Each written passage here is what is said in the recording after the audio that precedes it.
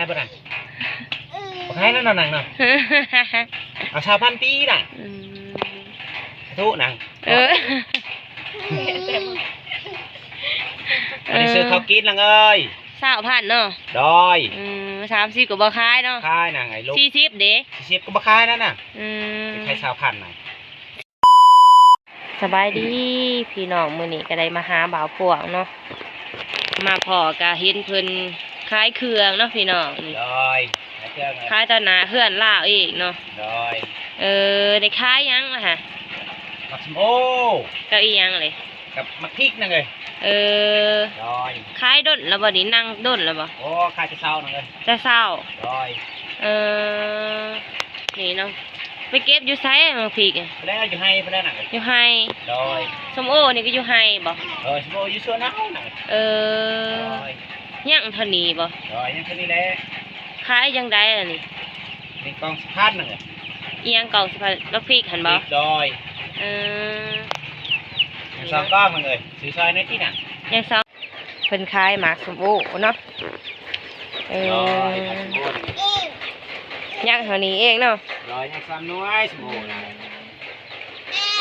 ไก่บ่ให้หั่นโอ้อยู่ผู้บ่ได้นั่นอยู่ผู้ดอยไก่เนาะ2คนนี่บ่ดอยเก็บมื้อวานบ่ดอยยังเท่านี้เองเนาะมีอยู่ว่าคนมาซื้อหลายอยู่บ่นี่นะ2-3คนนี่มาซื้อฝนตกเนาะฝนตกนี่เนาะฝนตกเด้อพี่น้องมาสิไปขายอยู่ตลาดนั่นไงฝนตกก่อนขายตลาดอยู่ไสเลยตลาดนัดบ้านเฮานี่แหละนี่บ่นี่แหละนี่ได้ไปขายอยู่วัดอยู่ตลาดนัดฮะไปมีสำนีเองบ่เครื่องดอยสำนีแล้วไปขายอยู่ตลาดนัดเนาะดอยแถวใดตลาดนัดเลยอยู่ไหนน่ะดอยท่านเคยไปดอยเป็นพิษหนังเนาะ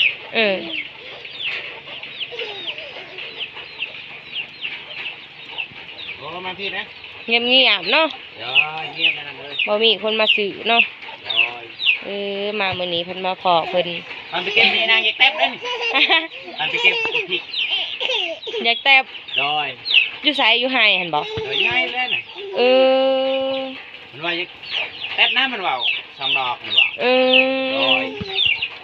ไปเก็บกันก่อนเนาะเมียหั่นบ่ขอดอย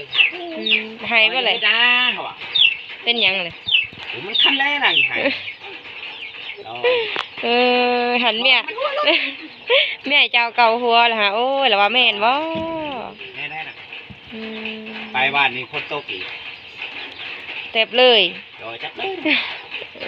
แต่มันเว้าจะแตบไปแตบโดยกระจัดให้แล้วเนาะโดย2 ดอก3 ดอกน่ะ3 ดอก3 ดอกพุ่นโดยลูกก็ได้ไปนำอยู่บ่บ่ย่างนี่มันอยู่นำแม่เฒ่าไป2 คนโดย2 คนเฮาไป2 คนบรรยากาศก็ได้เนาะโดยอยู่ไห้อยู่หน้าก็บ่มันว่าอยากแตบอยู่ปางพริกมันบ่โดยเราเปลี่ยนบรรยากาศมันบ่บ่ได้นั่นบ่โดยกระจัดให้เนาะเขาว่าเฮ็ดนะหนังเฮ็ดนะบ่มันบ่แนวเด้เฮ็ดอยู่ไห้บ่โดยแนวนั้นเนาะโดยแนวไรเนาะขอกระจัดให้เลยบ่ได้แล้วก็พากันมาเลยได้สำนีเองเนาะได้กล่อง10,000บ่ซื้อซอยพี่น่ะเบิ่งจะซิมเบิ่งหนังพริกบ่เผ็ดบ่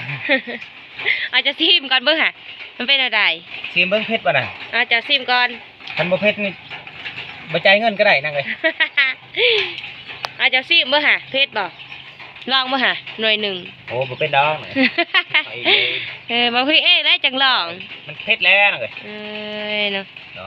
เอาเบิ่งค่ะชื่อเขากินนะน่ะ10,000นะ10,000 2 กล่องดอย30 2 กล่อง30บ่ขายนั่งดอย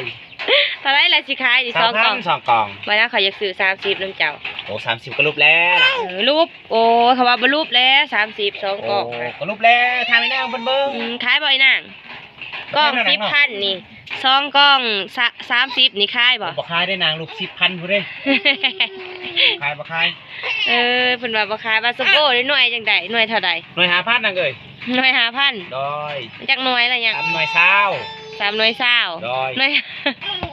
หน่วย5,000คือว่า3หน่วย20เลยมันเป็น3หน่วย15บ่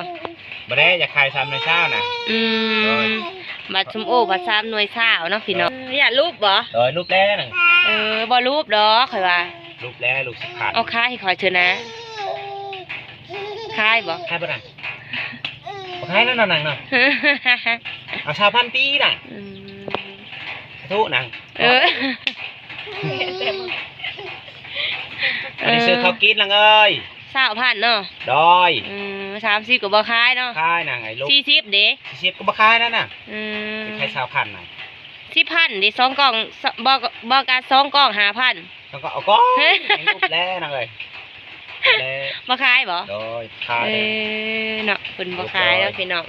ซื้อ2กล่อง30กล่อง10,000ก็บ่ขายบ่ได้อยากขาย20,000ซื้อกระแป้งให้นางโอ้ให้ทากระแป้งบ่โดยเลือกซื้อกระแป้งเฮาสิซื้อข้าวกินโอ้ให้เมียงามเนาะโดยยับไกลๆกันในเบิ่งค่ะเห็นมีบ่โดยว่ามันอยากทากระแป้งมันบ่โดยยันเมียบ่งามเนาะโดยถ้าเจ้าบ่รอกันแล้วบ่ขับบ่รอกันแล้วให้เมียงามเนาะโดยเรือหันก็ซื้อข้าวบ่โดยซื้อข้าวน่ะซื้อข้าวมากินเนาะโดยให้เมียงามเพิ่นว่าเนาะซื้อซอยหน้าน่ะซื้ออันแหละ2กล่อง30นี่บ่ได้น่ะ2กล่อง102กล่อง20น่ะพันบ่ขายนะบ่ขายเนาะ30ก็บ่ขายขาย20น่ะขายจะ20เนาะโดยเนาะย่างสำนีเนาะโดยตัวนี้แถมมะเขืออีกนางมันเป็นลงเก็บมะเขือบ่นี่โอ้มันติดทันแล้วย่างเท่านี้บ่มะเขือโดยมะเขือก็มีน้อยเดียวนี่แหละเอามาขายซะเอาแถมซะเนาะโดยหารับจ้างเชียร์ยาก็บ่มีไฟจ้างแล้วนางเอ้ยฝนตกโอ้บ่มีไฟจ้างจะมาพริกมาขายนางเอ้ยเพราะใครจะพอมีมะพริกเนาะโดยมีแต่มะพริกนี่บ่บ่มีแนวอื่นบ่มีแต่มะพริกนี่แหละกล้วยอีสังก็ย่างบ่กล้วยเฮาเบิดเลยกล้วยเห็นบ่โดยนี่ประมาณเดือนปลายไปแล้วจะสิได้ตัดกล้วยโอ้ย่างทอนี้เนาะโดยเอาหน้าน่ะเอาซอยในหน้าน่ะเอาให้ใส่ถุงนี่มีถุงบ่แหละบ่มีแล้วน่ะเอาทั้งชอบไปเลยสิให้หอบเมื่อเลยบ่นี่โดยใส่กระสอบมาเลยโอ้ยน้อยเดียวก็ใส่กระสอบเขาสิบ่ท่วงให้บ่เมื่อบานหั่นโอ้ยบ่ท่วงดอกนะเปิดมาอีซ่ามาพริกหน่อยเดียวว่าใส่กระสอบโดยแถมเลยนางเอ้ยแถมเอาหนังเนาะตัวนี้ก็เอาหนังเนาะอันนั้นส้มโอดิบ่ส้มโอเท่าไหร่เลยตัวนี้บ่3,000น่ะ3หน่วย20บ่โอ้ยใส่กระต่ายเนาะหนังเนาะ2กล่อง20,000เด้อ2กล่อง20,000 2กล่อง30ก็บ่ขายเนาะโดยบ่ขายแล้วนางเอ้ยโอ้คนกระตกแห้งพี่น้องเอ้ยโดยบ่ตกสัมพ่อว่ามีคนมาซื้อเนาะโดยเอานางเอาเพิ่นให้นี่เนาะมาพริกเนาะ2กล่อง20,000โดยเราจะให้ก็ได้เด้อนางเงินเด้อโดยจะน้อยจะให้โดยสัมผัสแล้วก่อนจังเอาให้เนาะโดยฝนกระตกแห้งโอ้ยตกเลยนี่ขายแล้วสิไปซื้อเขาบ่นี่ว่าซื้อไปเขาซื้อเขาเลยนางเอ้ยบ่โดยสิได้ยินบ่ล่ะฝนตกแห้งเนาะได้ยินบ่ล่ะจักแล้วโดยได้ยินจ้ะแซ่บแล้วขายหมักพริกซื้อเขาก็สิได้ซ้ำนี่นะพี่น้องสัมผัสเพิ่นขายหมักพริกนะมื้อนี้ได้ซื้อซอยเพิ่น2กล่อง20,000เพิ่นว่า2กล่อง30เพิ่นบ่ขายกล่อง50,000เนาะพี่น้องเพิ่นว่าย่านลูกโอ้ยเนาะคอยแล้วประจักษ์ละเนาะพี่น้องโอ้ย ก็ได้ซ้ำนี่แหละพี่น้องสัมผัสเพิ่นเนาะ